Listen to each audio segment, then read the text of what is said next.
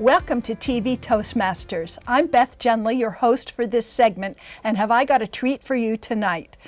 A couple months ago, I heard a speaker give a keynote that was fascinating, it was funny, it was riveting, it was professional, and it was worth talking to this lady some more. So I spoke later to Serilda Summers-McGee and asked her to come on this show, and she very graciously said yes.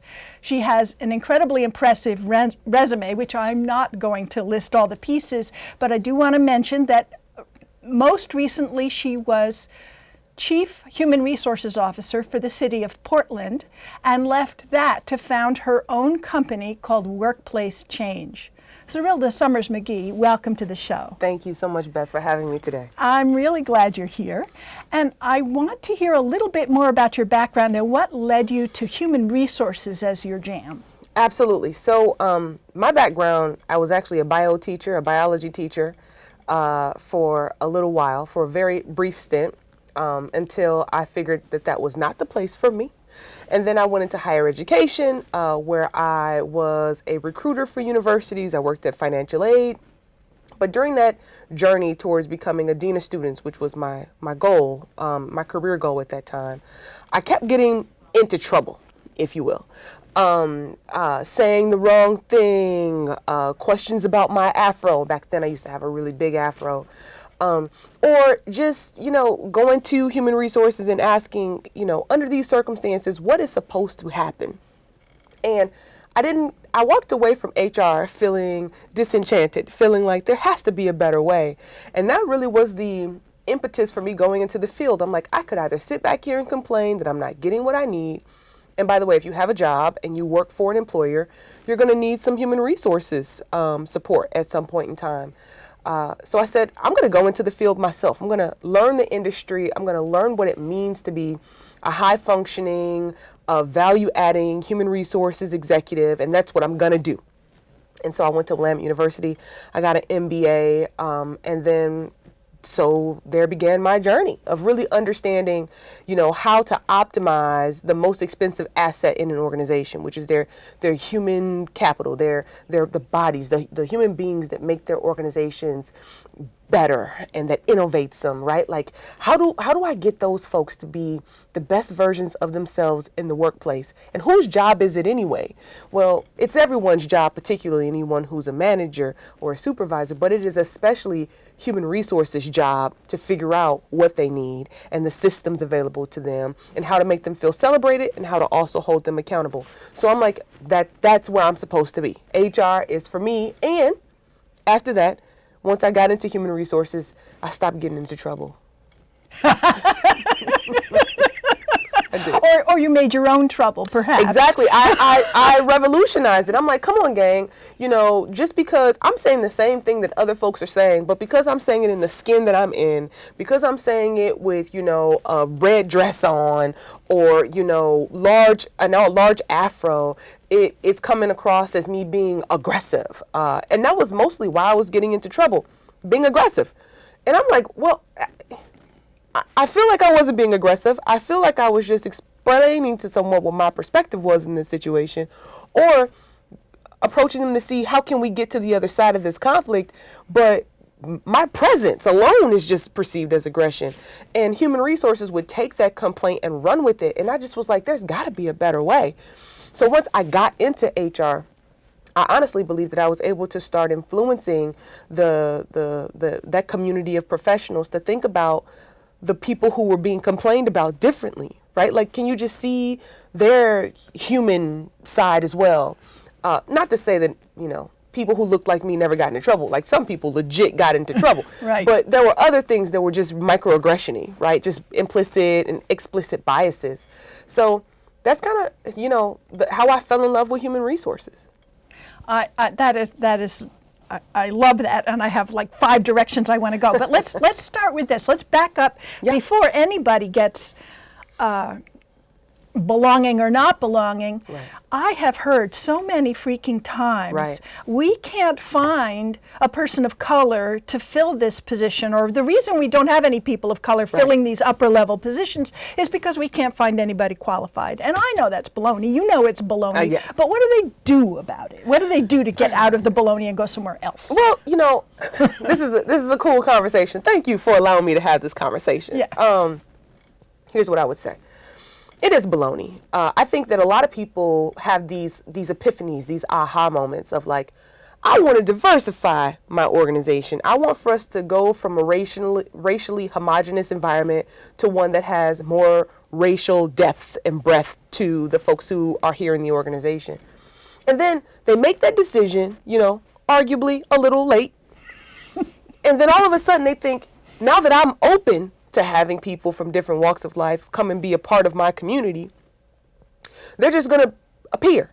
Like, I'm now open for service for those folks who had historically not necessarily been of interest to me. Now, when I post my posting, they're going to apply in ways that they didn't in the past. No, that's not the way it works, right? Mm-hmm. You actually have to go out there and show and prove and earn the trust of the underrepresented community that you're a safe place for them to come and be a part of, you know, to be a member of your community, and so of your workforce, if you will. And so a lot of folks don't do that due diligence. And so what I tell folks is, number one, if you're continuing to use the same recruitment firm that got you the homogenous workforce that you currently have, you probably need to get a different firm, because if they had more diversity, they would have already brought them forward to you. Number two, you need to go out there and build relationships with communities that have been underrepresented in your organization. And you can't go in asking them to do something for you upon introduction, right? You actually have to, you know, put some sweat equity into those relationships and show up when you have nothing to gain. And then over time, they'll see that you're really committed to them. You're not just using them for, you know, some kind of tokenizing, you know, effort, but you care about their challenges, their opportunities, their actual communities that they live in. And you want to be present and not just check a box for inclusion. So that's what I would tell folks. You have to show up and you have to engage. You have to build, you know, your pipeline. You have to build your LinkedIn community. If you look at your LinkedIn, you know, community and you're scrolling through the pictures and you're seeing that they look kind of like the workforce that you currently have that you're trying to diversify, you need to go out there and diversify that outlet as well. Because if you look through my LinkedIn, you will see that it's probably 70% people of color from all over the world, right? Black, Latino, you know, from all over the world. You should work to establish that as well, because when I put something out for myself or for a client, those are the people who respond to me and they're like, how'd you find so much diversity? Because I care, because I've always been present. And so that's what I would say. You have to go out there and build those relationships. So Serilda, 2 points about that. First of all, as a BNI member for 10 years, that sounds like networking 101. 101. Networking 101, whatever you're trying to accomplish. But you said to me when we were having a conversation about having this conversation, that what happens is as soon as you have the most normal business interaction, but it happens between two people of two different races or ethnicities or backgrounds, all of a sudden it's at DEFCON 3. Yes. Right? Right. So if there's a disagreement of some sort, right? Well, starting with recruitment. Right? It's like, networking 101, it works everywhere. It works everywhere. I just think people get really tight. They get really anxious engaging with communities that they're not as familiar with. I have had that experience myself, right? Where am I saying the right thing? An area, a community group that I have been placing a lot of energy in becoming more familiar with, understanding all of the terminology and the challenges and opportunities within it, is within the non-binary and trans community, right? But when I first started to engage with folks and members from that community, I made some mistakes along the way, and it was very uncomfortable. Like, I hope, you know, are they judging me? Are they thinking these thoughts versus I just made an error here and I didn't have all of the information that I needed, but I'm going to go out there and get that information. It seems to me that kind of our model for the first people of color that come into an organization is kind of the, I'm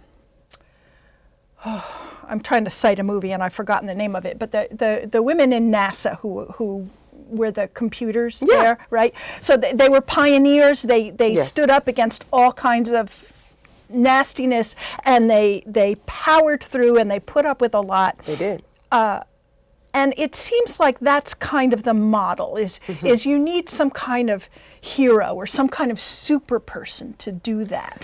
And what I want to argue is if that's who you're looking for, then you're missing a lot of folks who have lots to contribute but don't want to be in that. Right. Who don't want to endure that kind of trauma.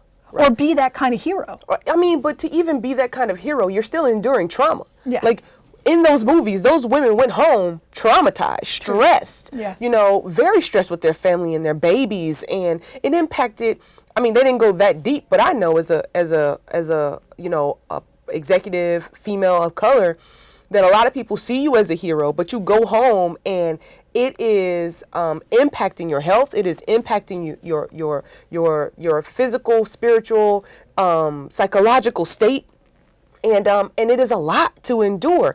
But the fact that these ecosystems and these leaders expect for you to come in and just take it and take it and take it and take it and just bootstrap it and just persevere, like what are we saying here? Mm-hmm. Exactly. Right? Yeah. Like, why is it that quite frankly, one of the things that I've been focusing on a lot recently is why is it that a black woman is expected to be so strong and so mighty all the time, right? But white women don't have to. They can cry. They can have they need mental health time, etc. But black women don't get that kind of grace. And that kind of just feeds into this narrative that, you know, you have to just bootstrap it, you have to show up, and you have to endure, and you have to be a superhero, which they don't exist, right? I'm just taking punches to the face, you know, every single day that I show up, and your expectation is for me to take it. That's not okay. And it happens for most. I'm going to go and meet with a group of black executives today, and we're going to talk in a safe space to talk about just how what we have to endure in the workplace on a regular cadence grates at us, right? And you know what? On Monday, we're going to show up with a smile on our face, ready to continue to persevere because we have these ambitions and we want to try to fix it for our children moving forward or for our loved ones moving forward. But no, that's not okay. I don't want to be the NASA black woman, right? No black woman should have to endure that because what was on the movie was cute. Oh, it's cute. You can make a same movie about me or the other black executive females that are out there. But it's painful. Mm-hmm. Gotcha. All right, we're going to take a break right here. And when we come back, what I want to talk about is how we build that trust and how we open those conversations when that's what's going on. Absolutely. All right, we'll be right back. Welcome to an opportunity to take the next step of your professional speaking journey. I want you to be honest with yourself.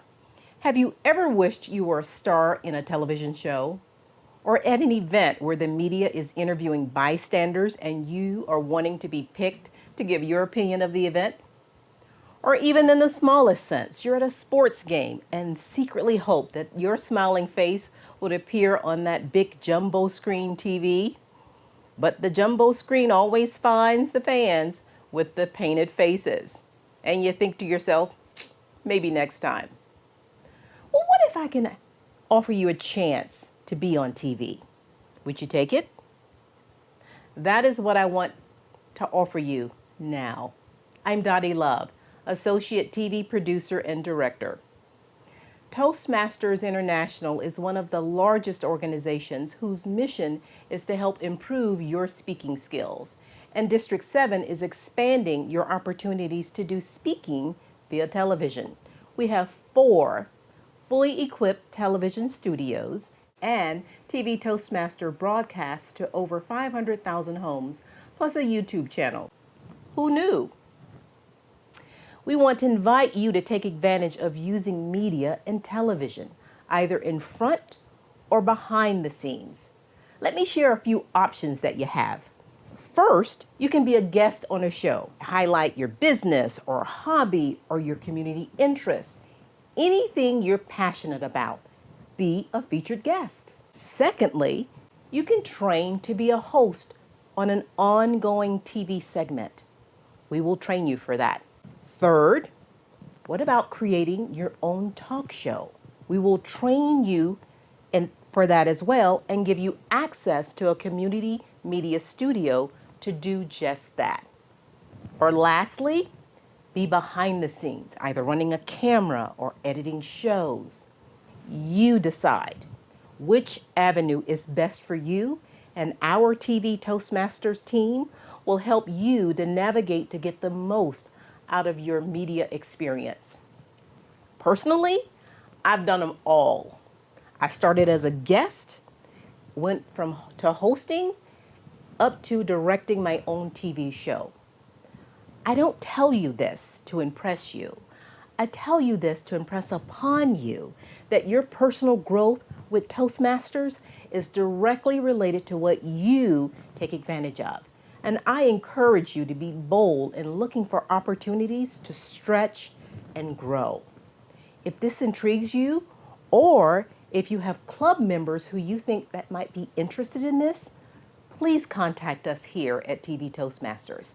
I'm Dottie Love, and you can reach me or any of us in the TV Toastmasters family at the contact information at the bottom of the screen.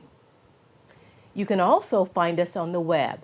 Our website is 7512.toastmastersclub.org. Welcome back. I'm so glad you stuck with us. I'm Beth Genly, and I'm chatting here with Serilda Summers-McGee.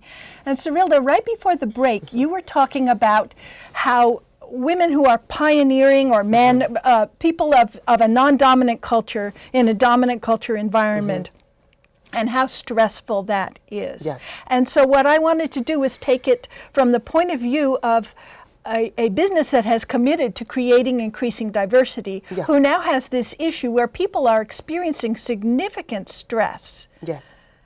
And that conversation needs to be opened up. Right. That environment needs to be improved. Where do we start? Right on.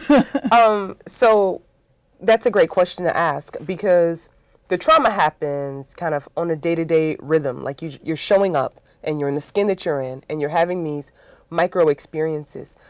There are times when those micro experiences can't just be managed by you, or you'll go and seek support and assistance from a manager or human resources representative. When that happens, what tends to occur in those spaces is that you feel like it's you kind of against the world. Right? What tends to happen that brings great trauma to underrepresented folks, and when I say underrepresented, I mean you're underrepresented, there's a dominant culture. So maybe you're the person of color in my case, and it's white folks. Or maybe you're trans and it's cisgender folk, right? Or maybe you're a woman and it's a predominantly male environment, which happens a lot, particularly in tech. So you go forward with a concern, and as you're expressing kind of how you were feeling about something, the other person, let's say in my case, especially in human resources, will start to cry, right? They start to cry. Now, I'm bringing forward an issue that I'm struggling with, or that I would like some support in helping resolve, and this person on the other side of the table cries.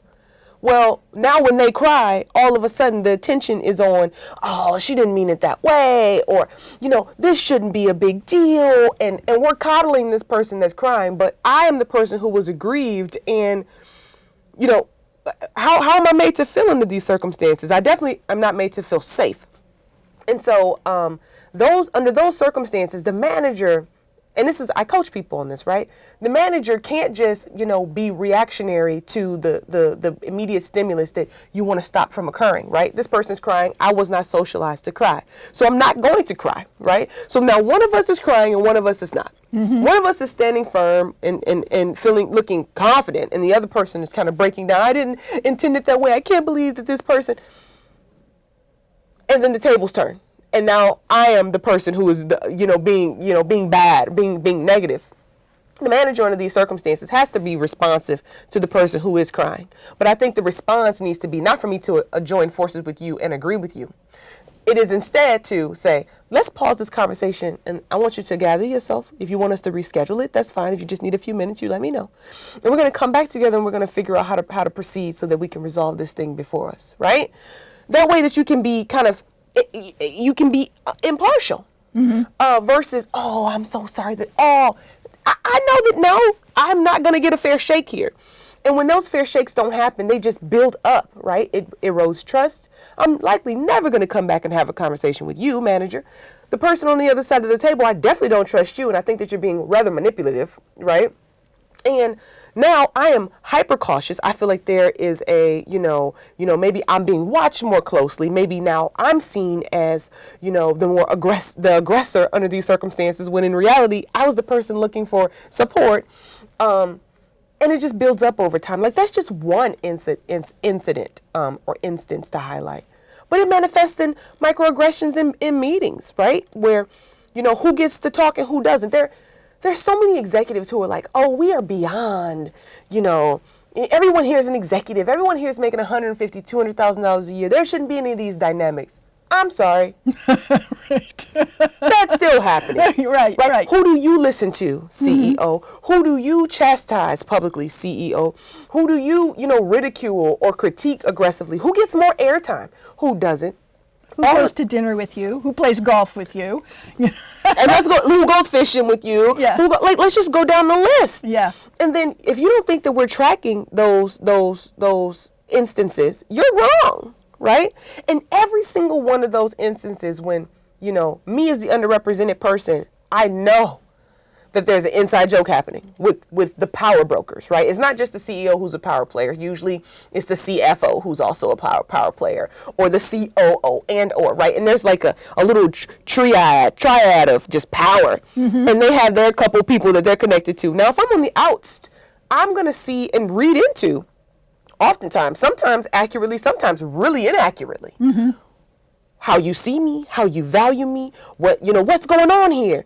And so you have to become cognizant of the relationship, the power dynamics, and who are you allowing to have a voice at the table, and how are you trying to be equitable in allowing different people to have your ear.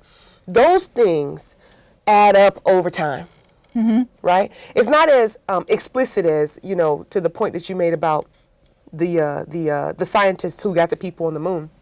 You have to run all the way across campus to another bathroom, right? It's not as explicit and overt as that. It's subtle, and the impact will make you feel just as othered as if your bathroom wasn't in the same building, right? It will have very similar implications on your psyche, on your confidence, on your ability to just be strong and be the best version of yourself in the workplace. And so these are just a couple illustrations that of chronic challenges that happen in virtually every single organization that tries to do diversity better, right? That's trying to import people from different walks of life. Okay, you import them in. How do you treat them when they get there? Right? Do they feel like this is an equitable environment that they can thrive in? Do they feel like you're going to, resolve conflict reasonably when it presents itself? Or do they feel like the same people are going to always be the winners and you're only going to listen to a handful of folks? What's going to happen here? But a lot of people, they do the work of finding the talent, but they don't do the work of figuring out how the talent is existing in their ecosystem, right? And that's oftentimes because it's harder to quantify, right? Like, how do you measure that? I actually had a CEO ask me, I'm like, okay, you've been talking about your data and how you were at 10% diversity and now you're at 20% diversity. How are those people feeling in your organization? He's like, why do I quantify that? Almost like if you can't quantify it, it doesn't matter. And I'm like, ooh. But when you're not feeling good, you don't need a measurement to talk about how you're not feeling good. You want to stop not feeling good right away, right? We don't need an assessment or some kind of a survey to measure how dissatisfied you are. You want people to see your humanity and be responsive to your needs. Can we do something similar to those folks, like ask the question and then be responsive to the answer? To which he said, well, I'd rather have a measurement. That happens. Well, we just have about a minute and a half left. And I'm just thinking of, I had an experience recently where I ended up bunking with a black woman who had much more experience, much more, she was a powerful person. But we had very uncomfortable reactions to each other because our speech rhythms were different. Right. Our skin was very different. The kinds of ways that we phrased things were very different. We ended up bunking with each other periodically over a period of months and ended up liking each other a lot. But it was at that level. It was like, if she'd been white or if I'd been black, it would have been a whole lot easier and we would have created that line a lot faster. Right. Right? And I think it's worth being explicit about that. Yeah, Yes. we've got some challenges here. Absolutely. You know, here is my closing kind of statement, if you Yes. will. We need to do a better job of seeing each other's humanity, right? We start with these assumptions about each other's color, and that impacts how we view speech, how we view mannerisms, how we view perspectives that are being shared. I mean, it literally colors everything about how we see one another. And it's getting like the wedge, the divide is deepening virtually every day, it feels like. And if we could literally spend some time, like try our level best to reduce the assumptions that are made and just ask the question, I feel like you did this to me because I am X. And then the person of color or the white person has to say, and not like, I'm not a racist, I'm not a, right? It's not that. Literally tell them why you did what you did. Give them the backstory. Maybe you did what you did because you don't like them. Is agnostic of their race. How you show up and the amount of, you know, space you take up, I don't like it. And so I try to avoid it. And so therefore I make these certain decisions. That is easier than me walking away saying, well, she did that because I'm black. No, maybe she did it because she just doesn't like me. And it's okay for her to not like me, right? Now, it's not okay for her to use her power to oppress me, but it's okay for everybody's not going to like everybody. Or maybe you did it because you've got your own issues with people who show up a certain way because you were traumatized as a child with an abusive aunt or like who knows? Right, but right. getting the space to have the conversation is so important. And that's where the real work is. So I know that you have a ton more information available. You have videos, you have a blog, you have all kinds of great stuff. And I feel like we have just barely scratched the surface. So how can people find out more about what you do and what your opinions are on things? Absolutely. If they go to workplacechanges.com, they will be able to find a variety of resources about who I am and how I engage in the work of culture, workplace culture, and human resources. Beautiful. Thank you so much, Serilda Summers-McGee. And thank you for joining us. We will have another guest coming up. Stay with us.